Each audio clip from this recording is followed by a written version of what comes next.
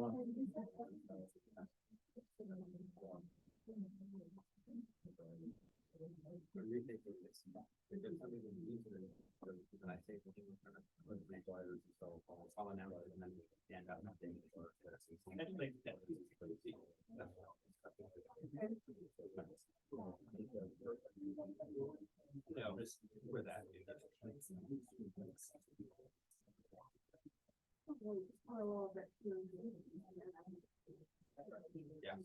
I'll be in the middle of it, so if you leave that to you around, yeah. We're going to start. Good evening, ladies and gentlemen. For those of you who I do not know yet, I'm Andy Remain. I'm the new principal here at Kendall Elementary. It's been a great, very busy school year. So for those of you who are here, and those of you who are zooming in, thanks for attending. Tonight, the purpose is just to give the district a chance to talk through where we're at with the current budget and looking forward in the future, and discussing some of the decisions that we have to work through to continue to support our students and our educators and the community as a whole. So just a couple of quick housekeeping things. At the tables you're sitting at, you have cards for questions. You can either fill out a card, or there's an additional card with a QR code, and you can submit comments that way. For those of you who are zooming in, if you go to the district website, there's also a place for you to leave electronic questions, suggestions, comments, etc. And then on the table at the library doors, there's a lot of moving materials. So on your way out tonight, you can take a look at those. So just a couple of folks who are in the room right now that, for us to all be introduced to. Our superintendent, Mary Steele, is here. And then Mr. Brian Fraser, who's our director of finance, is also here. Former band teacher, elementary school principal, and came on as our director of finance this year. And he's going to be leading most of the presentation part tonight. And we have 2 board members here right now. We might have a third. There's Mr. Fox. And then back there in the gray hat, newly elected, Mr. Jason Bloodgood. And we're expecting Russ Piper Hoyt to also be here. And then we have, please, I'm sorry. So generally we don't, so Jason has not been sworn in yet. So we're not cheating or so we're not supposed to do when Russ comes in. Like, you didn't know that, because generally we would not have 3 board members. Okay, so thanks, man. Somewhere. Appreciate that. Okay, Yeah. thank you. But welcome to Jason. Yeah. And then we have a few other just district personnel here who might be pulled into the conversation at various times depending on the district. So there's nothing else, Mary. I'm going to hand over to you, Brian. Right. All right. Okay. Thank you, Dan. Good introduction. Appreciate that. And thank you all for spending this lovely Tuesday evening with us. We appreciate you being here. It's important for us to hear from you as we move forward. Before we get too far, we do have translation services here in Russian, if anybody needs those services. Здравствуйте, меня зовут Кристина. Если вам нужен русский переводчик, я здесь, вы можете присаживаться ко мне за столом, и я помогу. Okay.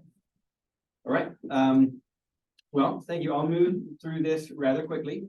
Feel free at the end to reference slides and ask questions. I'm happy to go back to it. We can talk about it. So you all probably know by now the district in binding conditions. We're running a budget this year that will bring us to a negative number at the end.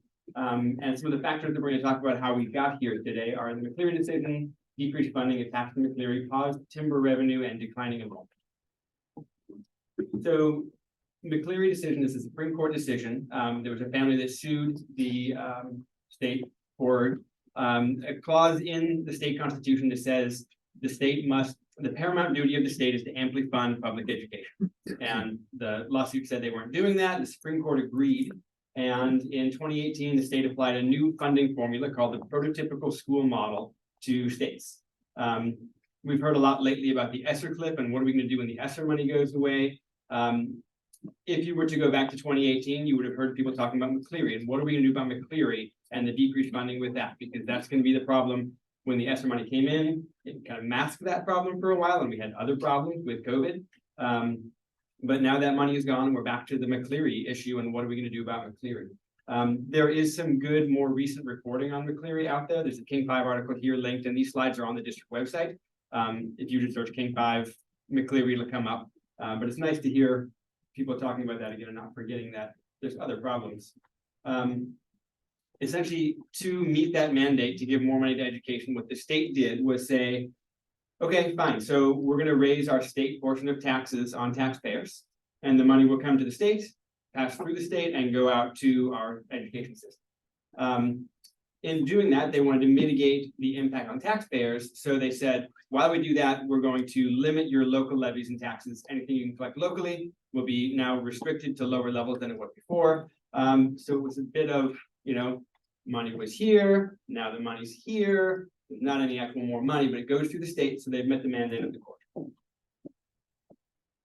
Part of that decision as well was called, it's a rebase of McCleary, and every 4 years, part of that law is that they go back, the state goes back and has a work group through the legislative session that checks to see, are we still meeting that mandate? And every 4 years they look at it, and in the last long session in 2022, they looked at it and they said, we're going to decrease funding for a lot of districts around the state. It's factor what's called regionalization, whereas if this table in the middle was one that historically got more money, then they still get some extra money from the state. So that if you're a district right next door, you get a factor of regionalization, which is a percent applied to your apportionment from the state. And then as you get farther out, so if you were Ed there farther away from that middle table, he gets less regionalization, and Tammy way over there gets none. And the state looked at it and said, well, we're going to decrease regionalization pretty much across the board. Some districts are getting more, many are getting less. Our revenues went down 3% this year, and we'll go down another 3% for next year. The other thing to note there is that the dollar amount that the state is providing for education is more this year than it was last year. But if you look at the percent of the total budget, that percent of the budget is shrinking. So the total percent of the budget that the state is applying to education continues to go down.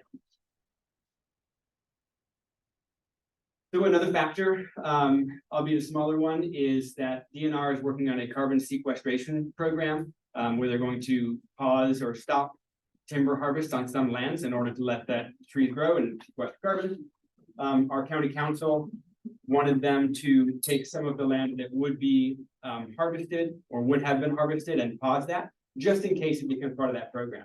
So they don't chop down the trees and then think, oh, well, that should have been part of the program. So while DNR is deciding which land should be part of that program, the county council asked them to pause sales. And based on that, we estimate that we've missed $615,000 of potential revenue from timber sales. There's a breakdown of timber revenue over time. You can see it kind of comes and goes every other year. Seems to be a pattern there. Then in 21-22, it was significantly less. And then for the 22-23 school year, the number is very low. And that's part of that sequestration project. There's a trend of enrollment over time, and that's important because of the prototypical school model. A major part of that is dollar amounts attached to children.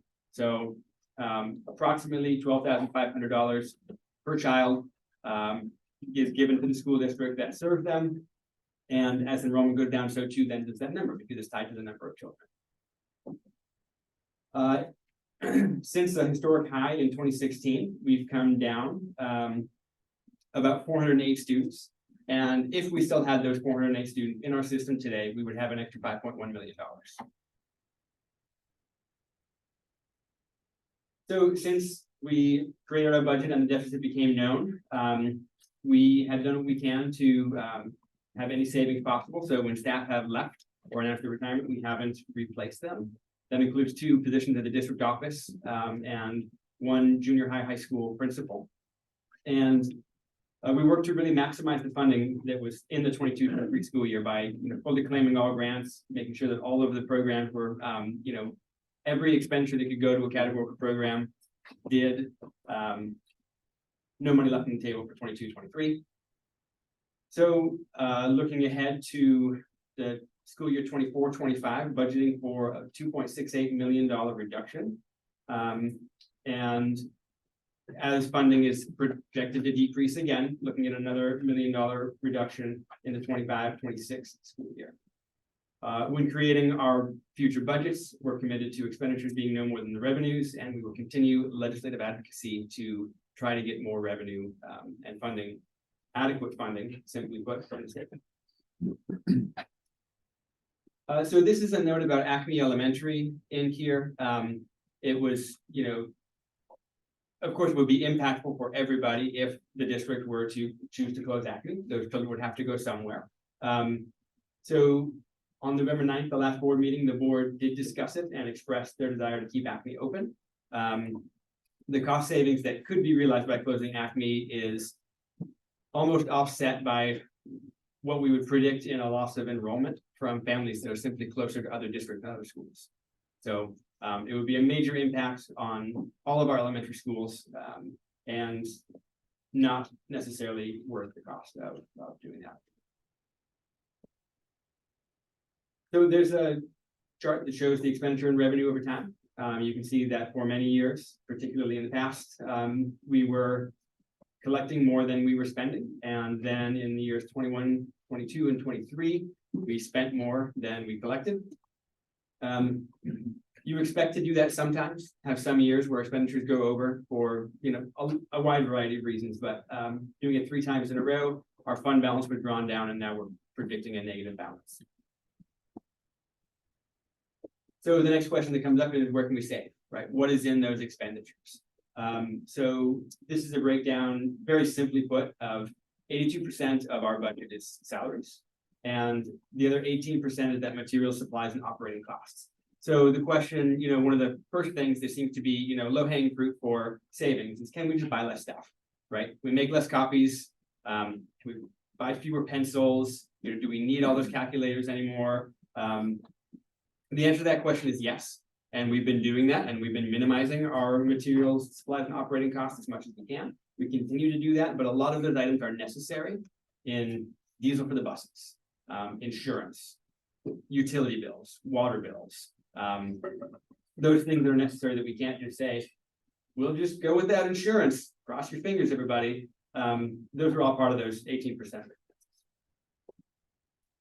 There's a more specific breakdown of what those salaries are, including a benefit breakout there, so you can see who's who in there. And it's important to note that that certificate in instructional salaries is not just teachers, it also includes counselors, librarians. There's some other extra things that go into that as well. Yes. Sure. I just had a clarification question. So in the previous slide, you had the general fund expenditures broken down into only 2 categories.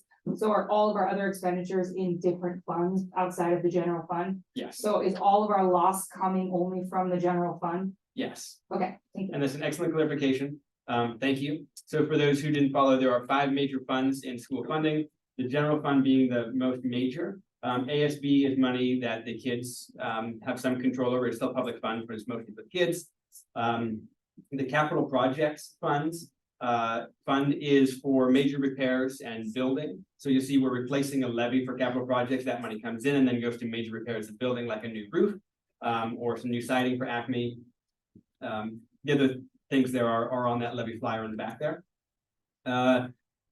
The debt service fund is kind of a clearinghouse where if we have a debt we need to pay, it goes from, like, for example, the capital projects has a debt for some construction, so it goes into the debt service fund and then clears out. So all that fund is for. And the transportation vehicle fund is the 5th one, which is only for the purchase of yellow buses. So yes, the general fund is the only one we're talking about, and the general fund is broken out. Then MSOX is kind of a big category. Where is like athletics lie? Is that in MSOC? Yes. Okay. Yeah, well, not all, because there's salaries associated with that as well. Yeah. But like most of the athletic funds are coming from this general fund. Correct. Okay. There is some ASB mixed in there, but a majority is from the general. Thank you. So in order to pass our budget and have authority to collect and spend money for the year, we had to ask OSBI for special permission. They put some binding conditions on the district. Those conditions are listed here. There are 5. When we created the budget, the estimated deficit was 1.175 million and a little bit of change by the end of the year. So the first condition is that we can't be any more negative than that at the end of the year. The next 2 are more about monitoring from the ESD, which is the local education service district, which is a regional education support district. connected to OSPI in the state, and OSPI, which is the State Agency of Education Office of Superintendent of Public Instruction. They are monitoring all the reports that I send to the board regarding our finances. And quarterly, we meet to review more in depth anything that they see there that they want more information out. So that includes, staffing levels, multi-year cash flow, enrollment trends, revenues, expenditures, all of those things that are in the report. We'll have more in-depth discussion about that. The next one is to say that when we create a budget for the next school year 24-25, and that's in August 1st, that needs to be adopted by the board by August 1st. That budget should project us to be positive by 1.5 million and change. And that number is based off of a board policy that says we should have a fund balance that equals 5% of total expenditures for the year. And the last one, the F-196 is the year-end accounting report. So it's due in November. It's due in October, actually every year, but it's submitted to the state in November. And what that one says is when I do that year-end reporting on the 24-25 school year and submit it in November of 25, that has to show that we actually did what we said we were going to do and hit that 5% fund balance. So, there's a lot to do, and our next steps are to be here, to listen to input, to gather, what input and questions we have. I should say that as we continue in the conversation, Tammy is writing down all the questions that come up. So we're going to generate some documents that come out of this for the frequently asked questions and maybe some more detailed communications about some of the things that keep coming up. So we're here today to listen to input. We're committed to taking the steps to right-size the district to the current funding and enrollment levels. And while we do that, we have to keep kids in mind and continue to provide excellent instructional opportunities to kids at Mount Baker, as they deserve and as they have a right to. So with that, we'll open the floor for comments and questions. Be aware that many people may want to speak, so just be aware of the time you're taking. If there's something that you don't want to say out loud or that you're wondering about later, there's a QR code on those cards that Mr. Raymond mentioned, and there's also written feedback that you can provide there. And the link to that same survey is on the district website. If you have thought, at 2 a.m. and you want to go and submit that, you're welcome to. That's an anonymous survey that will collect that feedback. So I'll open the floor. Yeah. When you were talking about, I think it was on the query slide, you brought in another name of funding. And my ears heard ESSER Cliff, Oh, yes. but I don't know what you really said. Yes. Would you correct me and then tell me what it is? Yeah, so that's what it is. ESSER is an acronym, and I apologize for the acronyms. But it's essentially money that came from the state and the federal government to support schools through COVID. And that money was set to expire. So it was, in by this time, and then it's got to be spent by this end date. That date's been extended a couple of times. There's been ESSER 1, 2, and now 3. But that money there's no new money coming into ESSER. So what we've been allocated, we have, but there's not any extra coming in. Whereas through COVID, there was extra money coming in to support us getting through COVID. And spell that out, ESSER. which stands for, that's okay. Yeah, Emergency School Support COVID. Education Relief. Oh, good try, yeah, COVID. COVID money. Right, and the cliff you referred to was determination The of the expiration, excess of those funds. correct, the Which expiration. is when, or has it already been? So it was extended. It was supposed to be, I think, last year for ESSER 3. And they sort of extended it and said, okay, you have your allocations, spend those out, but there's nothing new coming in. And was there rigid guidelines that were enforced about the categories that the schools and the district were allowed to go to with those funds? Yes, as there are for all federal funds. And that said, it changed a little bit to try to meet the needs of schools. So ESSER 1 was different than ESSER 2, is different than ESSER 3. But yes, And every month when I go to collect those, I have to do a pretty detailed report to the state about what we're spending that money on. And then we get that money coming in. Well, maybe Mary, this is one for you, I don't know. We just began your position, right? Correct. Did the school, district, follow the guidelines throughout the ESER period, if you will? In terms of what they will allow, or did funds drift over, due to need? Or priorities decided on the spot? No, all those funds have been audited. And so, yeah, we followed everything. Those funds really, helped us get students back to school, helped us, run things when we were remote.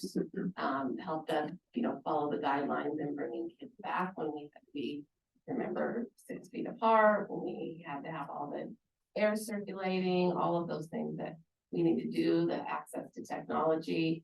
Not only devices, but being able to, access the internet in our homes. And then, all of the PPE to keep safe as well. So there were a lot of things that were done with that money. And also a lot put towards staffing because, when you're separating kids and you look at our classroom, there's only so many kids you could get in a classroom. So that made our class sizes very, very small. So it's a shift now going into larger.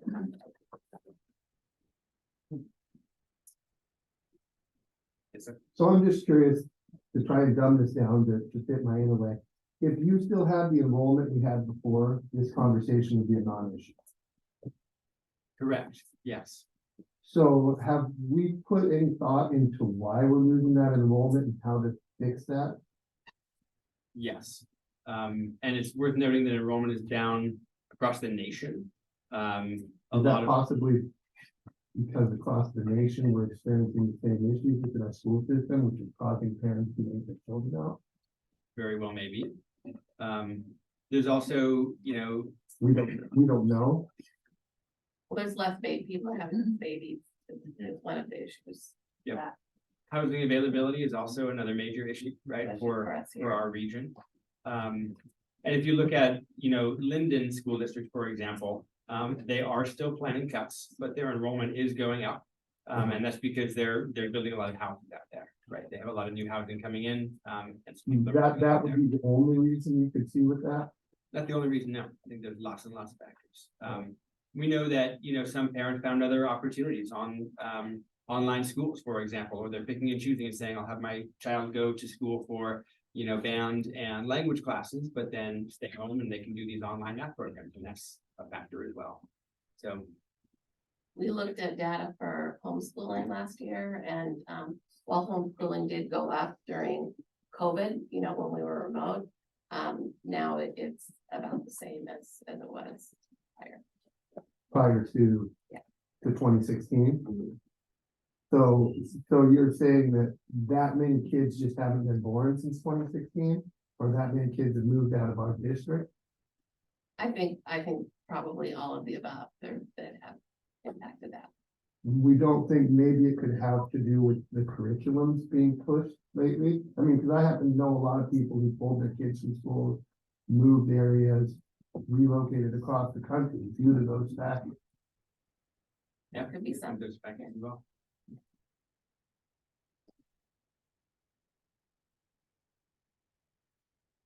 Has the school district got any online programs going on right now? We do some credit retrieval online.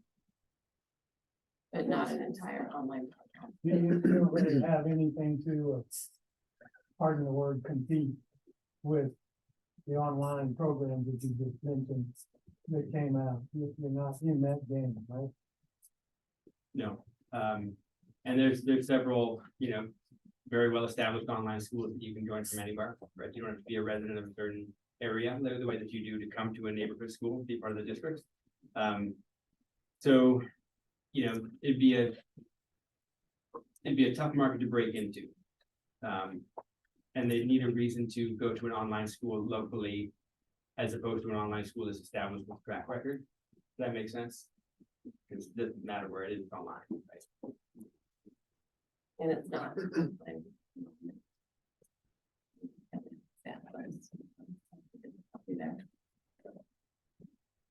We do have an alternative learning experience with Baker Academy. That's K through 8. I actually had a question. Yeah.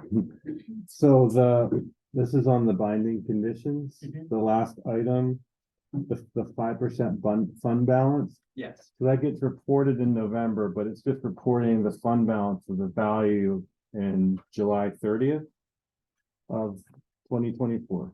so the school year, fiscal year goes from September 1 to August 31st. August So 31st. on August 31st, it closes, and then that gives me September and part of October to get that report together that goes to the state Right. then in November. So August 31st of 2024, we need a fund balance of 5%, which is approximately 1.5 million.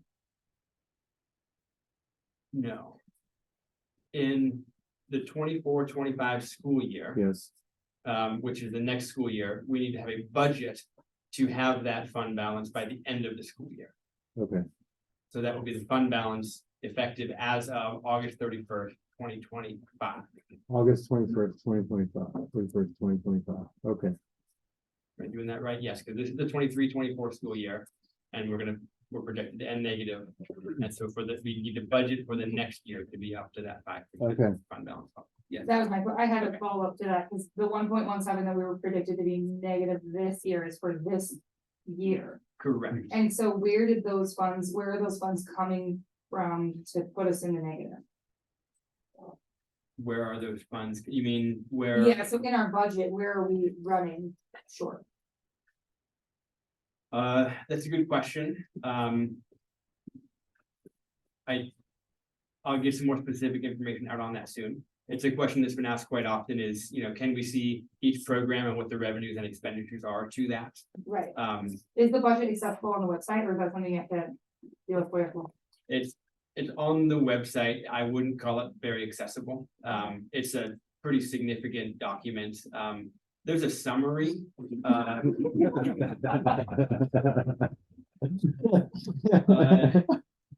If you actually, here, if you'll bear with me, on the OSBI website, Oh, so it's not on our website, it's on the OSBI website. it is on our website as well, but you can go to the OSPI website and search for, oh, I'm gonna click the wrong link here.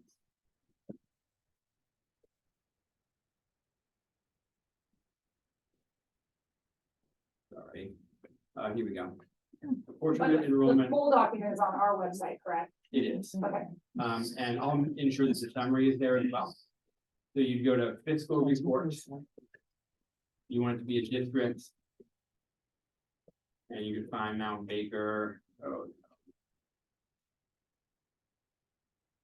And F-195 budget overview is a simplified version of that. I'm pretty comfortable with numbers. Okay, yeah, it's not necessarily a friendly document, just the way they name things and the way they talk about things. The one that's not here that will be here soon is that end of the year report, and that's the F-196. And that's where you'll get like the actual expenditures and revenue actuals for the year of 2022. And what was our ending, deficit in 22-23? Ending deficit in 22-23, we had a projected fund balance of just over $1.2 million. And that was the budgeted fund balance. The F-196 has a number that's somewhat higher, just based on all that revenue that we could collect. That was the balance, but what was like the budget deficit? There's no budget deficit for 22-23. Okay, The 22-23 ending fund balance was budgeted to be right around $1.2 million positive. Now, that said, that budget was started to be created in May, submitted to the states or to OSBI in August, and we didn't actually know our fund balance until, well, the report is with the state now, but they haven't certified it and posted it yet.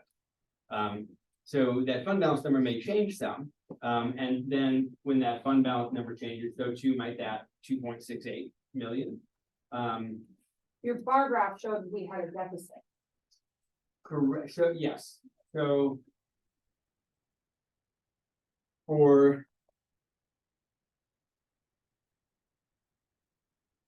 For these 3 years, we're spending more than we're making, right? But we had a fund balance built up.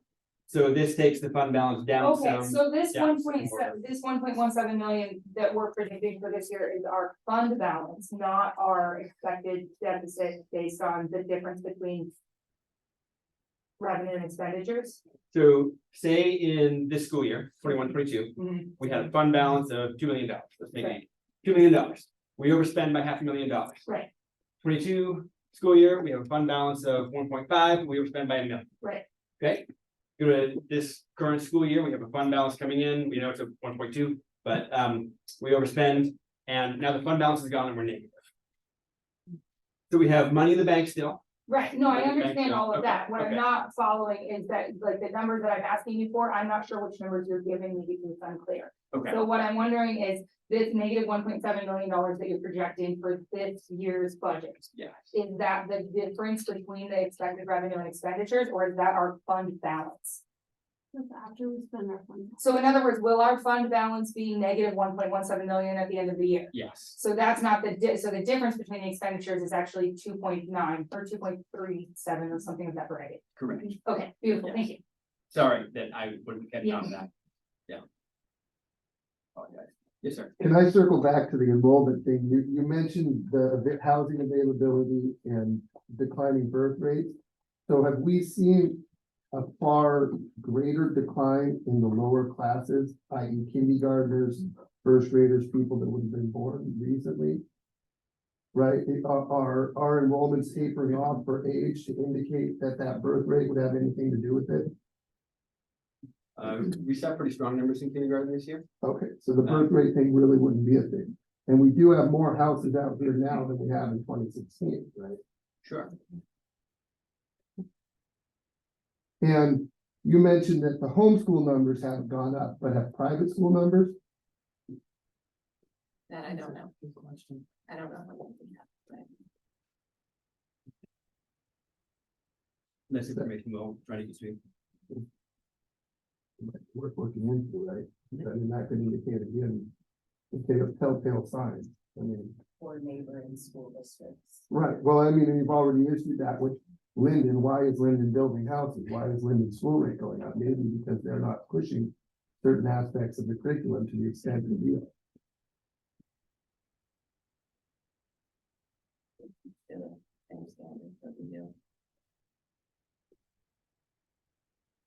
Yes, but each teacher has some leeway in how they do that, i.e. how they decorate their classroom, what they choose to touch on, right? How hard the social programming, for lack of a better word, that we're pushing that is now leaking into science, math, and everything else, right? Can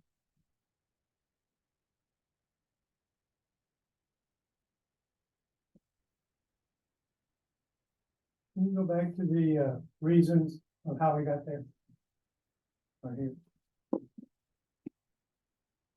So what you're presenting is that the McCleary decreased funding, pause timber revenue and declining enrollment are all primary contributors or reasons.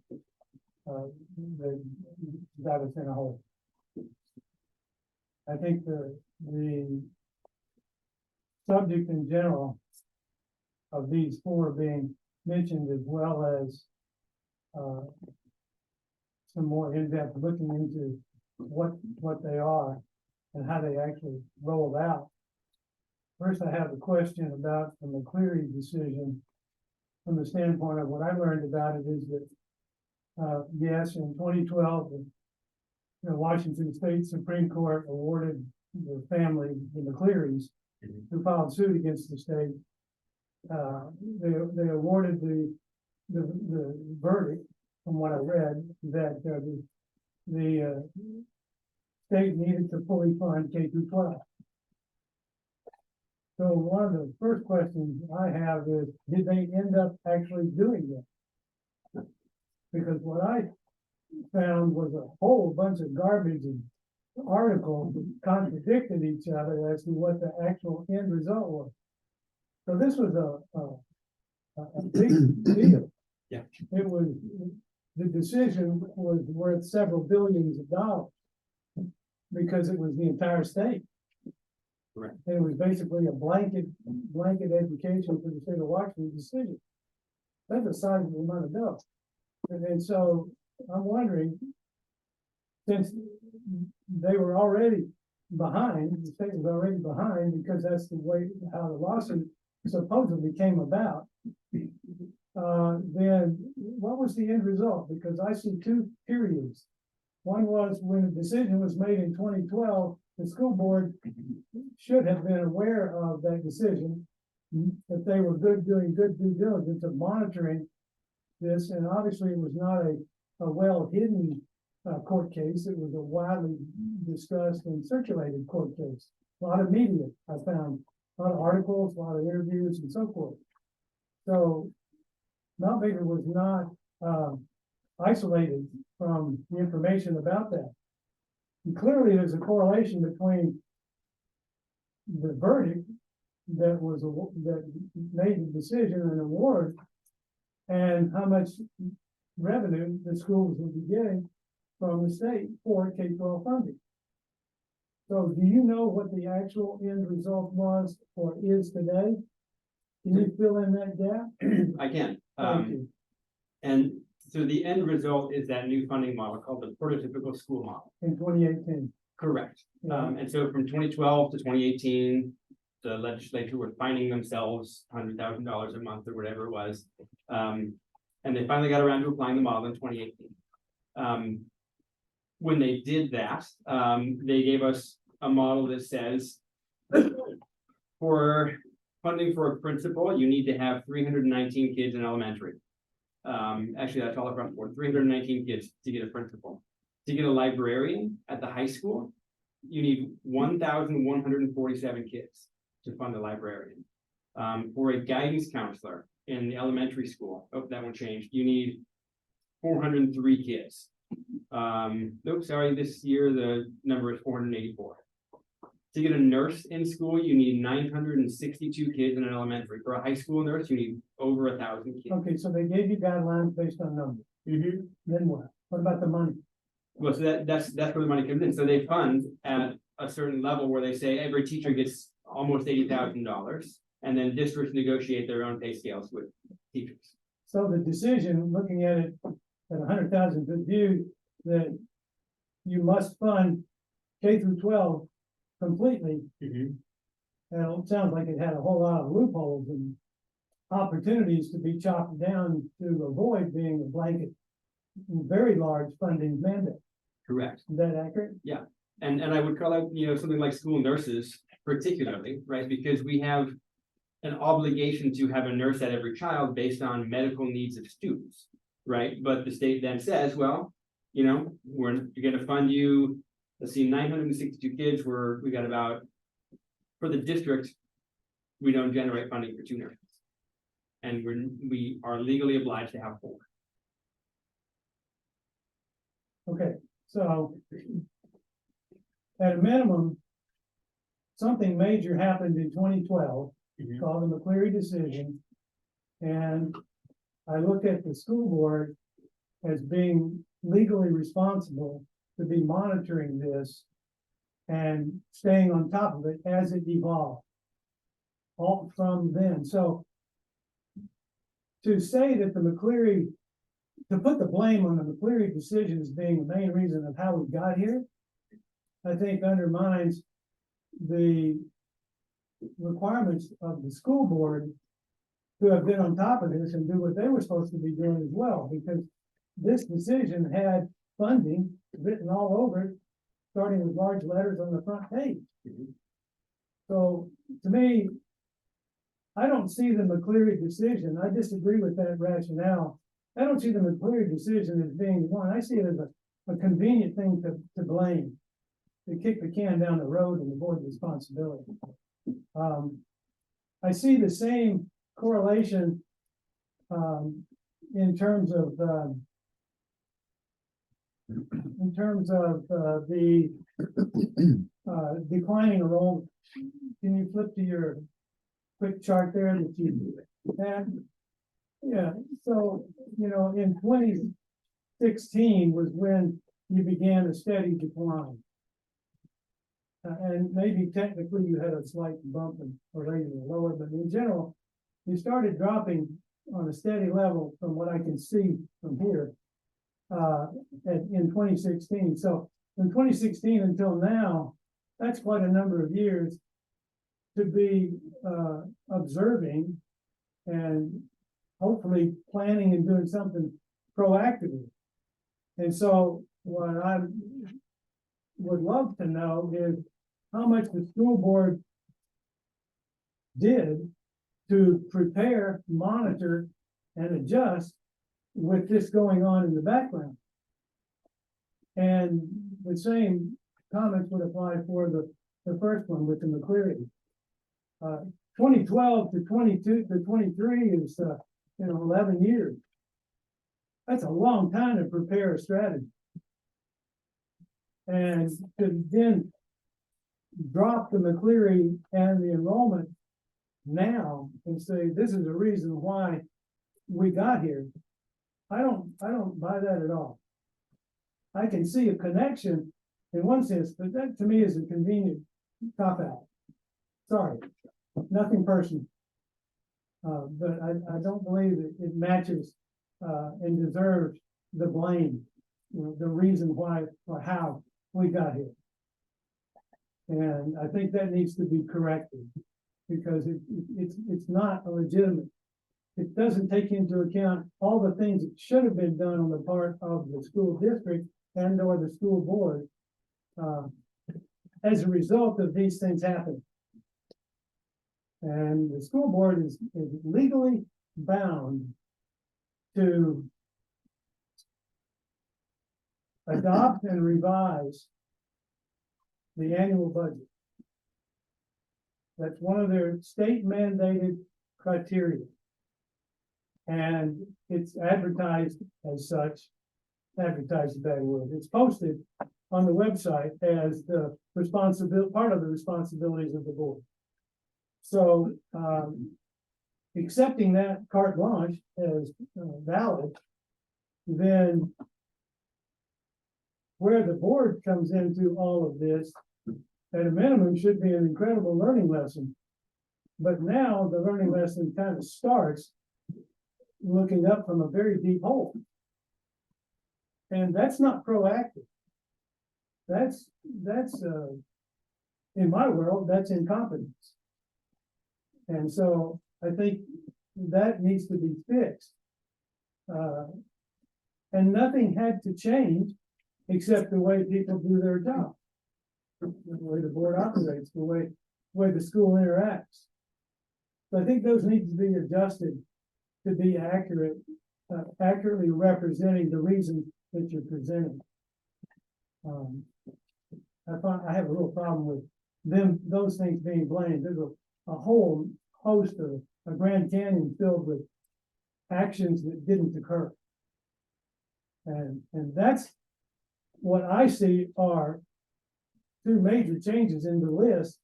If I were to suggest a correction on that particular page with how did we get here, I would list it in a completely different way and I would take out what you've done. I think that's the right way to do it. And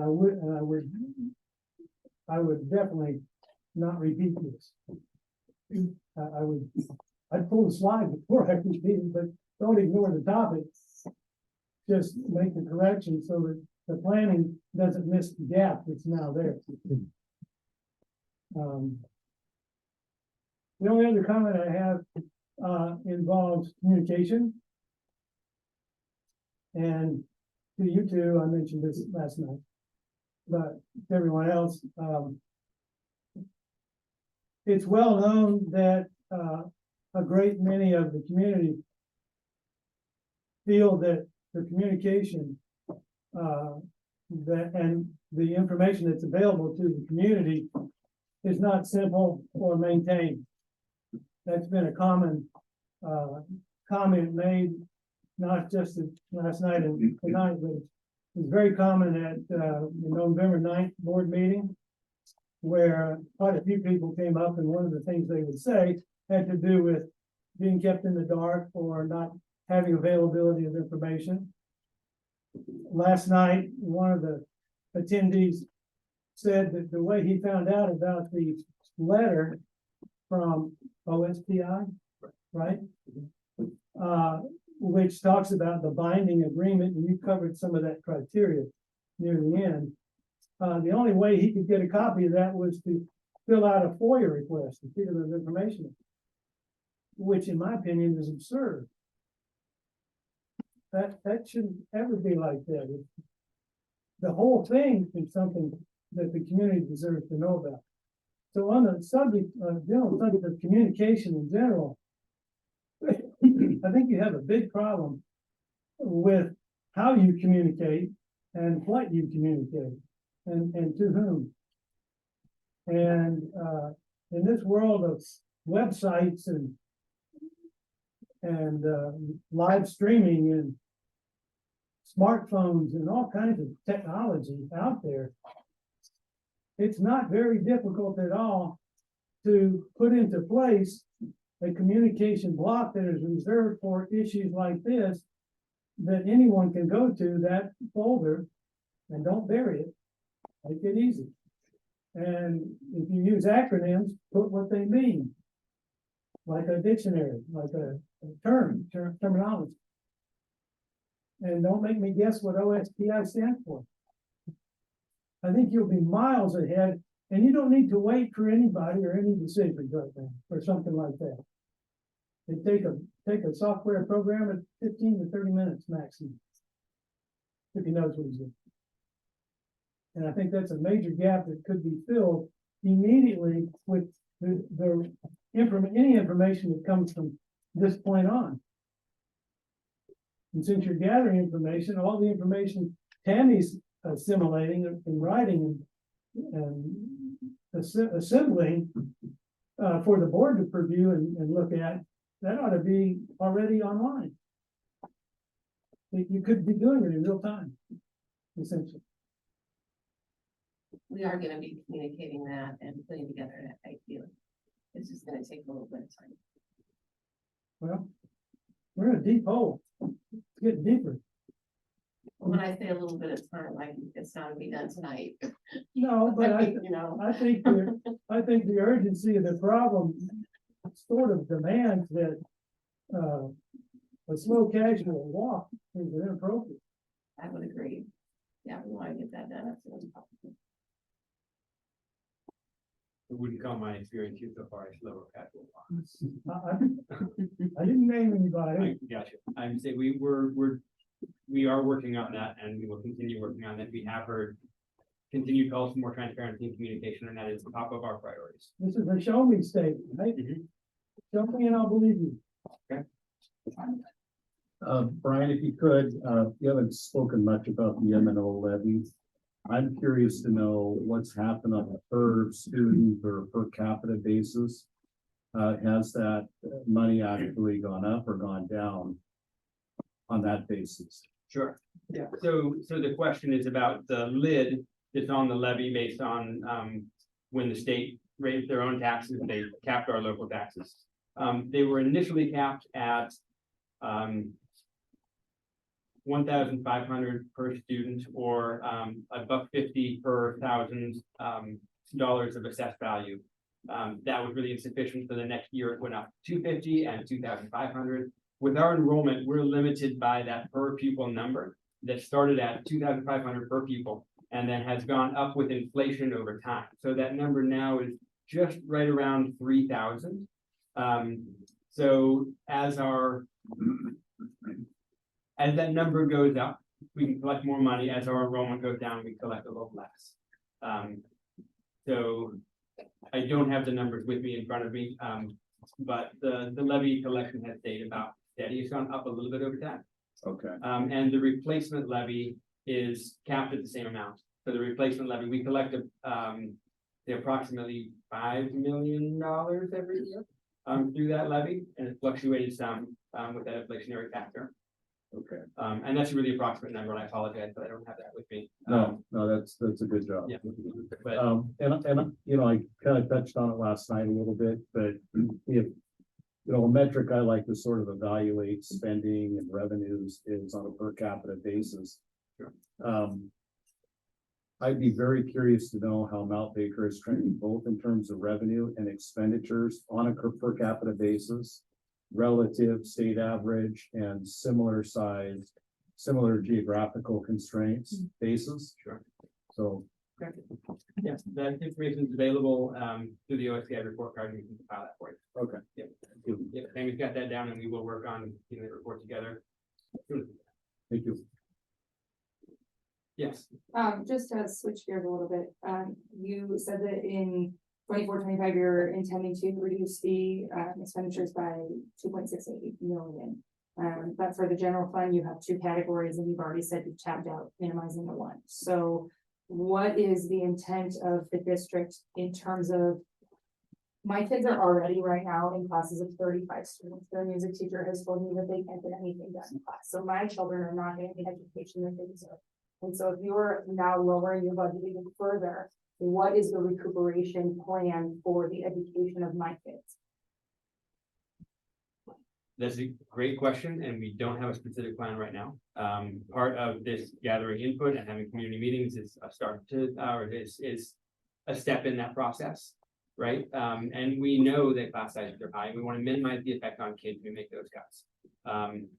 Unfortunately, we only are funded at a certain level, and we have to live within our means for that as well. At what point does it become illegal? I mean, how many students can you put in a classroom by law? I will get you the exact number, but there is a limit to that, and it's the number of the total system. I want to say it's 170 staff members per 1,000 kids, but don't quote me on that. I want to find that actual number. We're still very far from that, but there are also there's some very successful districts that run very close to that number. So we'll be looking at what they do and how they get there, because they do have successful outcomes for their children, and they are very close to that ratio. It seems like a significant difference for our students to be looking at the budget where you're looking at how to support that budget. Right. Yeah, we need to look at both at the same time. You're right. What the impact on kids has to be forefront in our planning. Well, and I think just to continue with that, because I'm definitely in the same boat. I have kids that do rather well in school, and I have a daughter who literally sits shaking in terror to go to her class because there's 35 kids. Your teachers have zero control.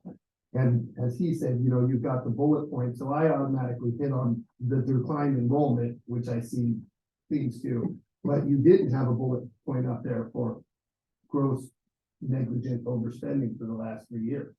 Like, it seems like at this point, and based on what you're saying, you guys haven't even begun to see how you're gonna start providing our kids with adequate education. You've spent till the wheels fall off, and now it's just waiting for the car to crash.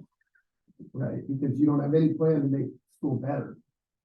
You are trying to get us to pass a levy to give you guys more money, but you've shown, what again, in my mind, is negligence with the money you've been given so far, and I'm sorry to say that to you too, exactly, but I mean, when you just said your rough numbers were 500,000, 1.2 million, and then when you touched on those reasons, many of those reasons were debatable. You know, when we talked about enrollment, you're giving reasons that aren't backed up by facts or numbers.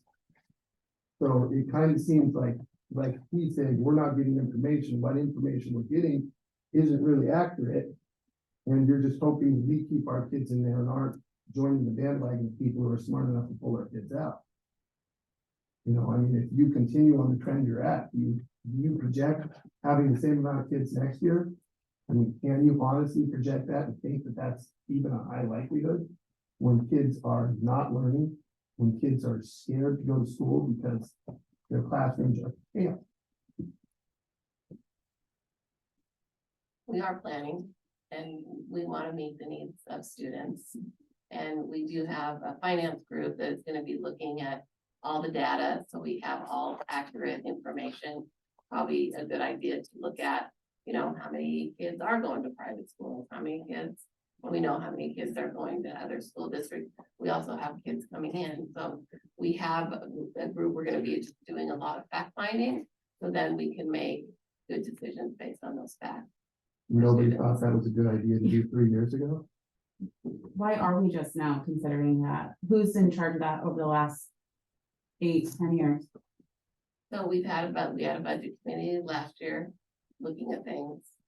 I mean, I'll remind you, there was COVID. That was a really tough time where we brought in a lot of staff to be able to support kids and getting them back to school. So But there that was was a also the disruptive ESSER area. funding, correct? That came with COVID, there was additional funding. There was some additional funding, yeah. So basically. But that impacts us as we leave that, Forward. so, because we have all the staff. But in 2021, according to your slides, that is when our revenue was lower than what we were spending. Is that correct? Bottom line, That's kind of when we came back to school. Yeah. right?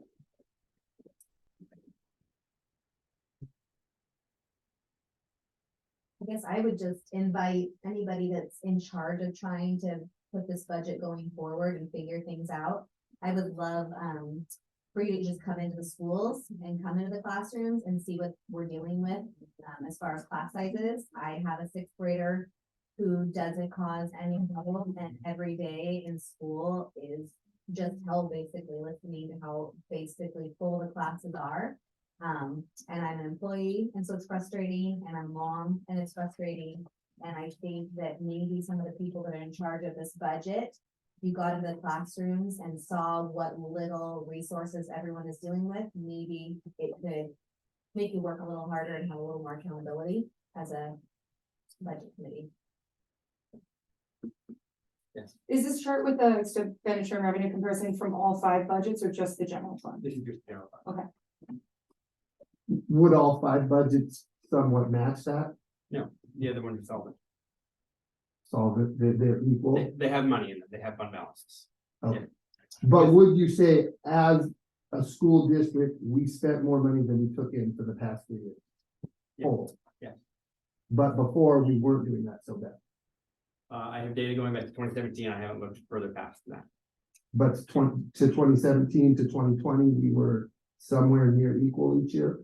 Well, you can see 2017, 2018, we had more revenue than expenditures. 2019, I'd have to go back and look at the numbers in the spreadsheet to recall.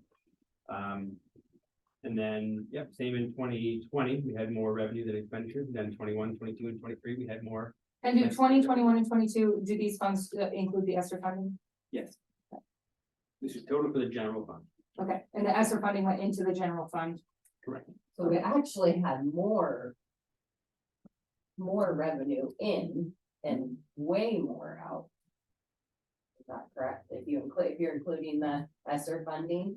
If you're looking at the extra funding as extra revenue, yes, but I would say that that was to recognize extra expenditure. Right, Right. right, but the comparison that we spent more on COVID without that money isn't really fair because the money was there. That's included in the. Correct. That money is included in this blue box. Well, I think it is fair in that what it was that when the COVID excuse came, you guys had carte blanche to spend as much as you want. And no one with accountability thought 3 years ago, we should be yelling, this isn't working, we're causing problems. You just kick the can down until we're now having this meeting. Right, or am I wrong? Is there someone accountable, someone on staff who was yelling for the last 3 years, what we're doing is gonna sink the school?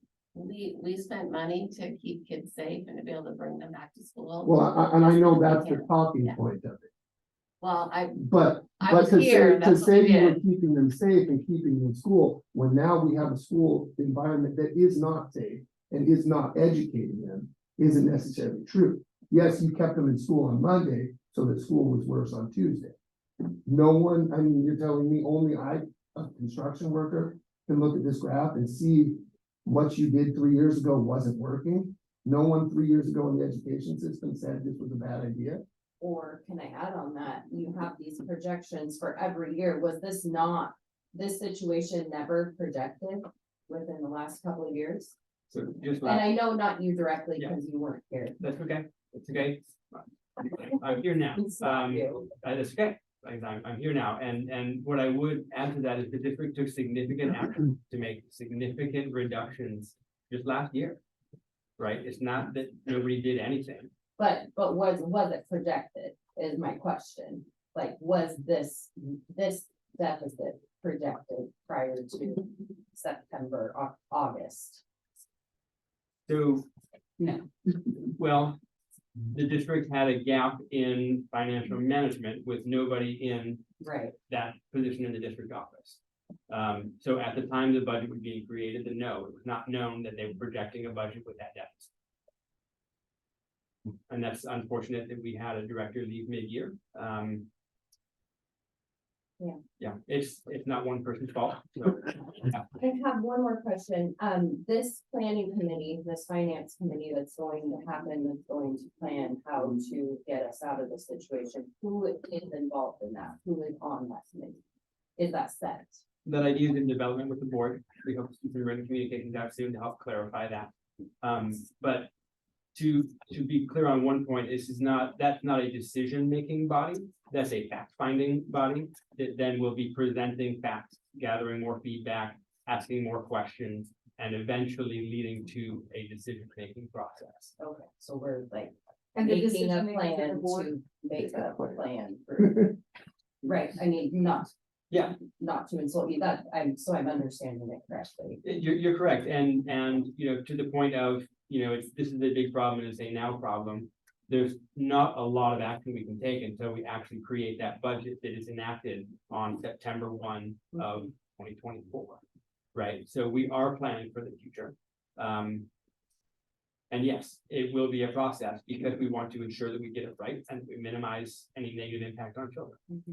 And then I have one question about the DNR pause. So, well, actually two, that money, all of that money actually, that as you listed as reasons for our deficit and clearly the timber dropping or pause on timber sales. All of that money, would that go into the general fund? So there's two funds listed here, the general fund and the capital projects fund.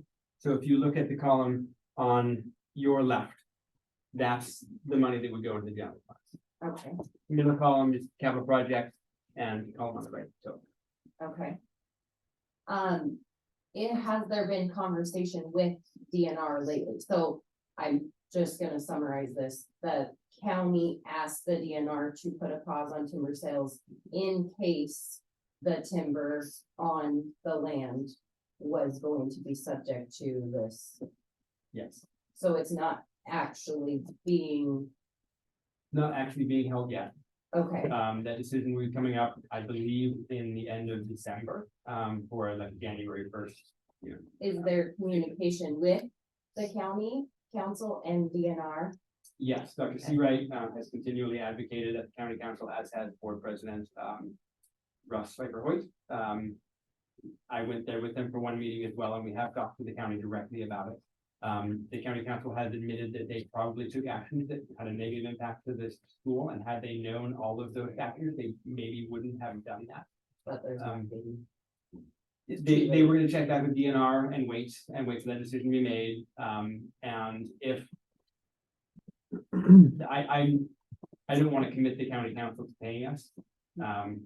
But they admitted that they made an error and that they would like to correct it if possible. Okay. Not to say they promised us money or give it out. I heard them say that. And we tried to get them to not make that error because we were there when they were discussing it in the beginning, and we testified, and as did many other people, and didn't get word. Okay. Another question, you clarified that the amount that would go to our general fund for timber sales. On your list of reasons for this deficit, the McCleary Act, would all of that money go to our general fund if we had it? The So- money that we lost from your reasons, Sure. would that all be general fund money? So yes, McCleary is mostly about the general fund. The decreased funding associated with that, yes, it's still associated with that, because that's what draws the staffing model today. You get this many teachers, you get this many money for teachers or staff nurses, whoever that is. The timber revenue is split, and enrollment drives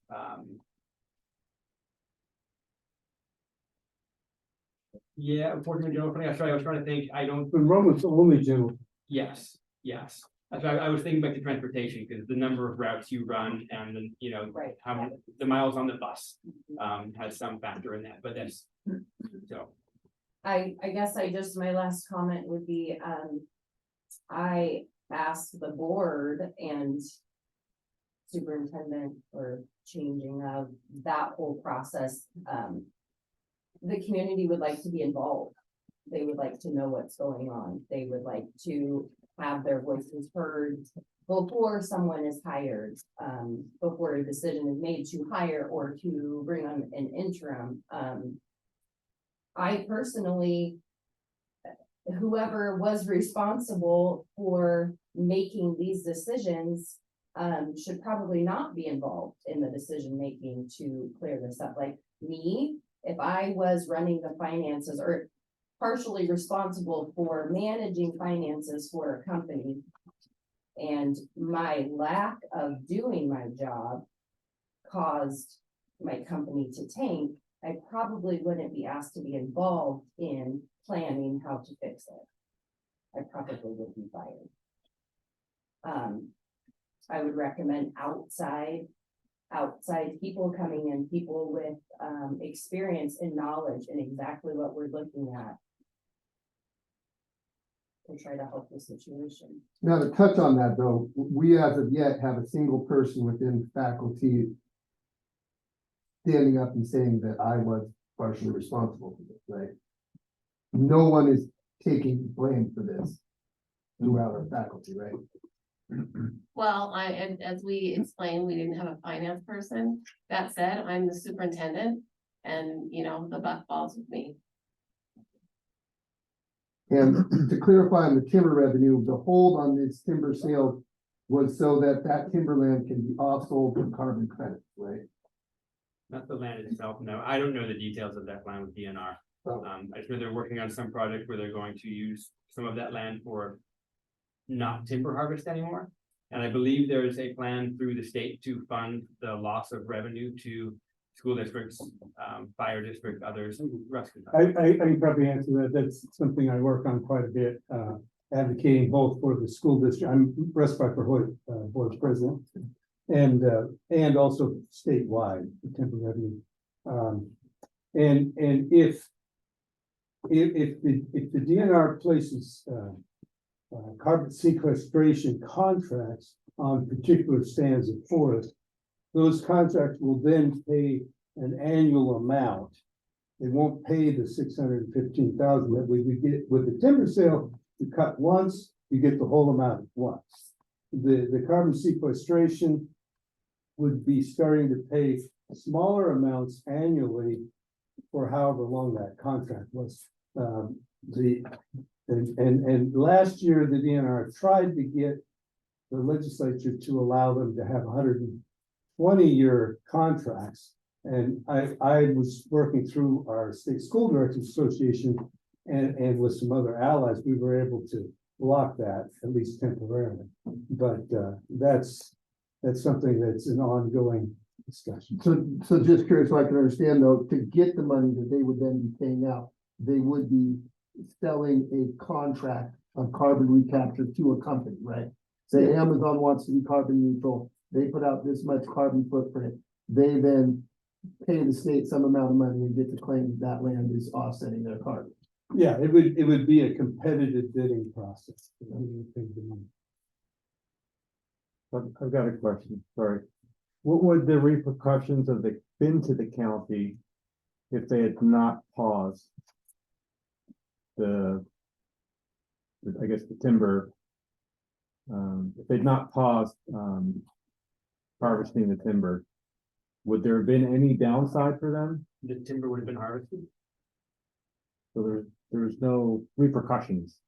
It could affect the reelection of council members in different districts who are very anti-timber harvesting.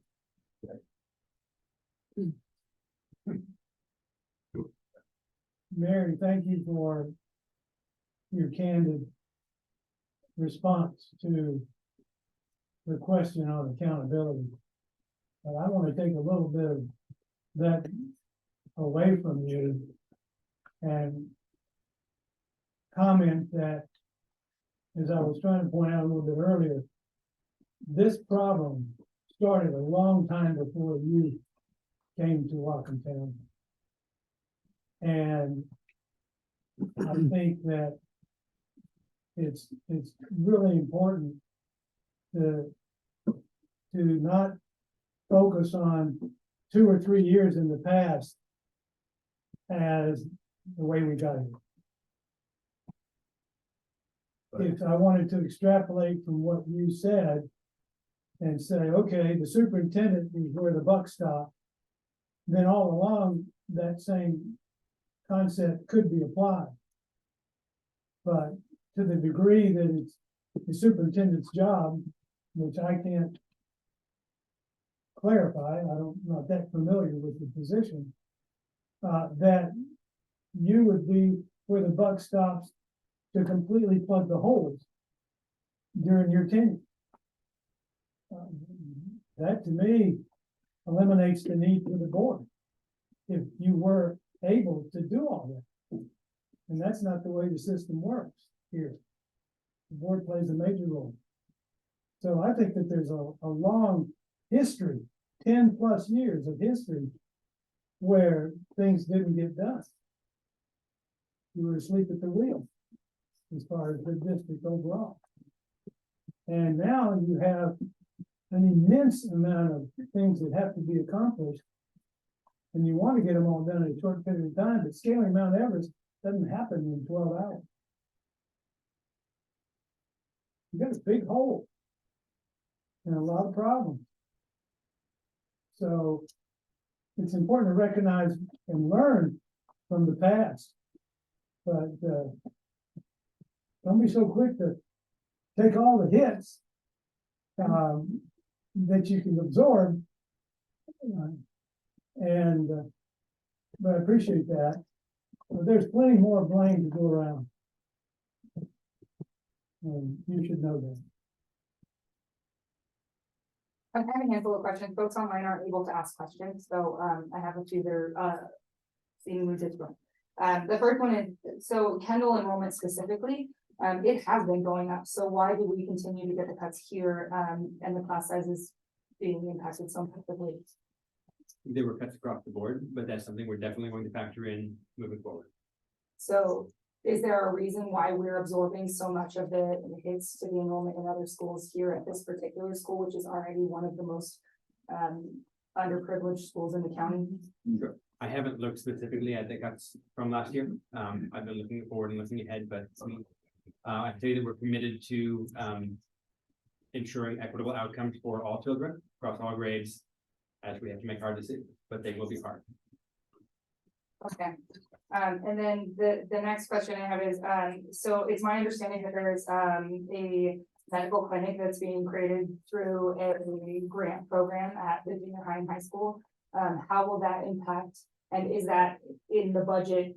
Is that reflected in the budget for the nurses that will be paid for by grants at that clinic, and how will that support the school system? That will be run by CMAR, so that money will not even go through the school district. But will those And nurses support our school district? In other words, will there be nurses paid at each of the districts because that? They won't supplant our nurses and some of the things that they do, but they will be available part-time for, the things that the clinic supports, such as,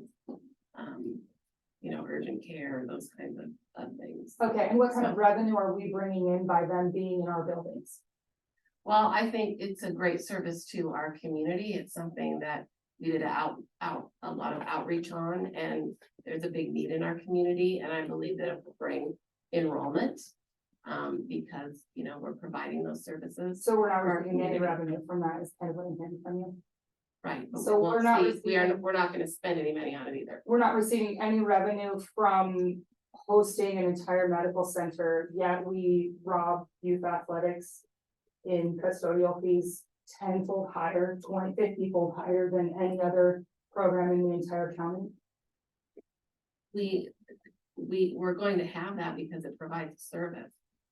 Right, to our but so do community, you to our athletics. They students. provide a service to our students as well in terms of fitness and health, which has been a huge, huge need in the entire country. I mean, it's huge for athletics to be supporting youth. It also feeds into our athletic programs in the junior high and high school, and that is a huge fun resource for us as well, is those. It'd be fun. But athletics We're is not there preventable, right? Right, it's preventable health, not like you're saying, right? Why have the kids be in good health so they don't need a doctor when we can get free doctors? Well, I think that we still need medical services. Even with good, and even though kids get hurt in athletics sometimes, so that helps with that. I've never heard about this medical thing. Can you explain what's happening? Because So like, I it's don't a know. school-based health clinic. That is actually with a grant sponsored by the health department and then Washington State Health Department. Our local health department has been working a lot with us on that, so we got funding to be able to plan for a year. So there was a whole year of planning with a very large committee that was community-based as well. We had a lot of community members as part of that community. And we did a lot of outreach to see what are the needs that people have. And will that clinic be open at the school during school hours while students are present on campus? That is still in the planning, but there will be some times when they are. We actually still have some services that have already been going on, and those are, But are those open to the public those are just during those hours? students right now. Okay. If it ever became open to the whole public, that's a little, that's gonna be down the road. We would need to start small. So it's a health clinic for our students at the junior high campus. To start, to That's start. correct.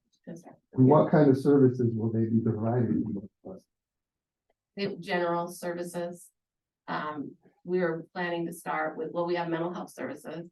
We're planning to start with, vaccines, things like, sports checkups, so kids have access to that. Because that can be a barrier to kids, turning into sports. And then, other, or, I don't like scrap road or what, different needs that kids might have, where they can access that care. To clarify about the cost to the district and the custodial fees, CMR will be doing their own custodial fees. The district will entirely stay out of it. We won't have staff there. We won't be cleaning it. We won't be maintaining the facilities. We won't be staffing the nurses and doctors. They'll just be there. And everything is grant funded. And so you say mental health, does that include gender affirmation aspects? That will be done at that clinic? I wouldn't say that. You wouldn't say it would, but you wouldn't say it wouldn't. I would say it probably wouldn't. I think the clinic would, just like any kid can go to any clinic if they're, I think it's 13 and above, would provide services, like that. I think in starting this, it's gonna be very limited. And again, we have done a lot of outreach to the community to see what is it that they need. What is it that But is for really- instance, with the mental health, say a 13-year-old at our middle school went in there and said, I'm a girl, I feel like a boy, they wouldn't be able to get puberty blockers, hormones there. That's not mental health. That's not mental health. That's not considered mental health at all. Puberty blockers or physical health services. Yeah. But if you say it's causing you an emotional problem, you can. If your child wants to talk to a therapist, they can talk to a therapist. And we have no control over Yeah. what those conversations are between a child and a therapist. Okay, If a child wants more specific physical care medication, there's other rules and permission they need from their parents. And the school is not running the health clinic, that is CMAR, and it's between CMAR and the parent and the patient. So out of curiosity, are they gonna roll up in a van and stay in the parking lot and have people come in and out of the van? Or is the school district proposing to open up school facilities for these purposes? Facility. Grant funded, Well, it's already set up. yeah, grant funded. I'm curious if maybe you do or don't know, does CMAR bill for their services? Are they making money off of this? So they're coming to our school and bringing in revenue? CMAR will be using the same billing formula that they apply in their other clinical. So they're billing. I'm sorry, We go one more, and the people online can ask questions. They have access to the QR code, so. okay, so that's great for that. So in terms of, just a comment on the mental health facility or the medical facility, it wasn't, back to the communication thing, so you said that you did outreach with community members, but we receive an email every Wednesday. I read most of those emails, it was not in any of them to my knowledge.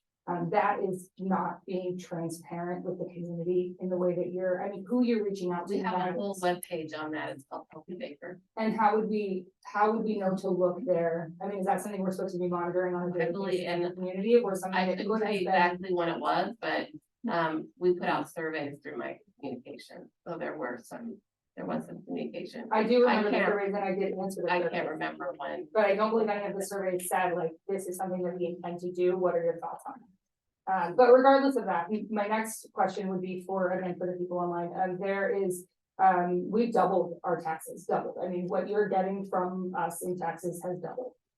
So why are you asking for the levy? The pamphlet or that the paperwork wasn't available to them?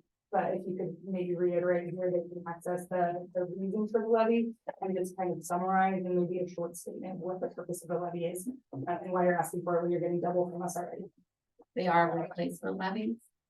And so both of them, the capital levy and the EP&O levy.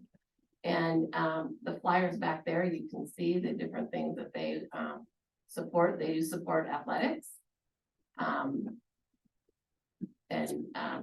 Yeah, so I'm working on my communication for tomorrow that will go out tomorrow evening. And I will have a link because we do have that information on the website. I'll be adding an article to advertise for and against committees, which we need to do by law. So are 2 levies expiring this year then? Yes. How much of these levies go into that general fund? Everything from the EP&O levy goes into the general fund, and a small portion of the capital projects fund is for eligible purchases.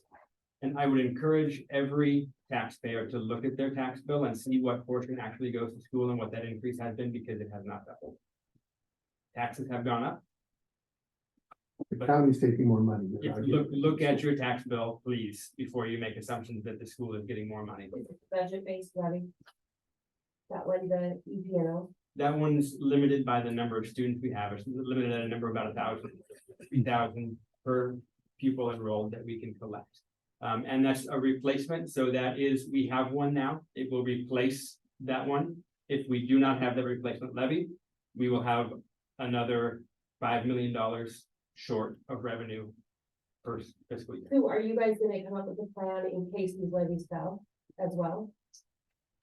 When the election happens, if it fails, we will likely rerun it, but yes, we will have to plan for reductions of then nearly $8 million instead. It doesn't seem wise to maybe start that when you've already shown bad fiscal management, to think the people that money you're managing might not want to give you more. So maybe you should start planning for that now. Sure. And I think, just to add on that, I think that that's what as you have already stated, the transparency, the request for transparency as a community, as parents, as staff, in these pie charts, like specify not just the general fund, what exactly, not just the salaries, each elementary, all of the classified staff, all of the teachers, all of the counselor, break it down so we know in each school, in each office, in the district office, how much is being paid out for every single aspect of where this money goes. The biggest point of the night is transparency. If the taxpayers are going to be asked to pass another levy, the only way that that's an option is being 100% transparent.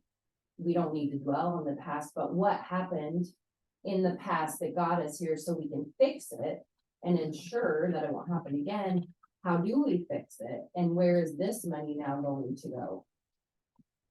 I agree. I think acknowledging a collective responsibility, which, other people have already shared, it doesn't all fall on one person. It's a result of collective decisions made over time from parents, teachers, voters.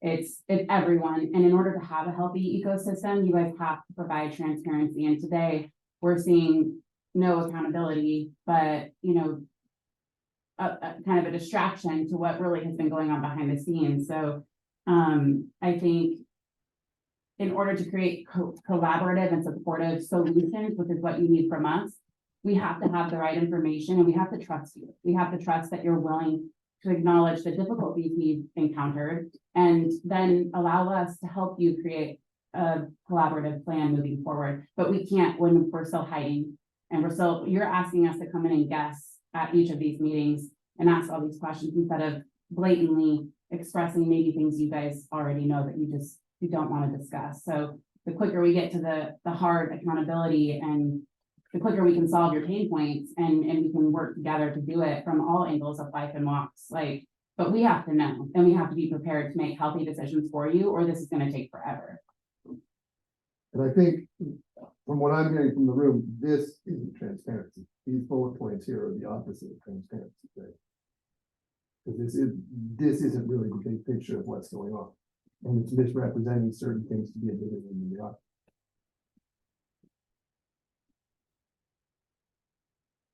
We're trying to be transparent. So other comments and other good comments, please, either put them on the cards or go on the QR code, will take you to a Google sheet. That's even, more helpful.